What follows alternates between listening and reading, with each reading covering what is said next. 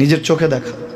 কিছুদিন আগে একটা জানাজা পড়িয়েছে, খোদার কসম করে বলছে 6:30 ইন্তেকাল করেছে। হসপিটালের বিল দেনে বালা নাই, 4 সন্তান।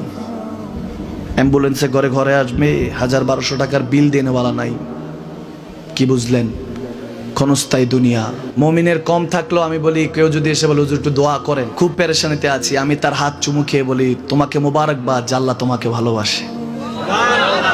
পেরেশানি তো মালিক দেয়, এই জন্য এটা রহমত মুমিনের জন্য। পেরেশানি দেয় যখন ফেরেশতারা বলে আল্লাহ চাইতেছে চাইতেছে, টাকা পয়সা চাইতেছে, বলে এটা কি?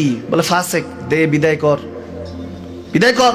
তার চাওয়া চেয়ে বিরক্ত লাগে, বিদায় কর, কি লাগে দে। আল্লাহ 10 কোটি দিয়েছে, 100 কোটি দিয়ে বিদায় কর।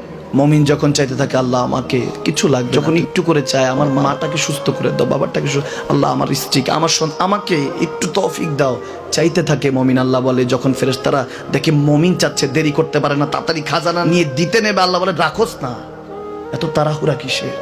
তার চাওয়ার মধ্যে তো প্রেম আছে, একটু চাইতে দেস না।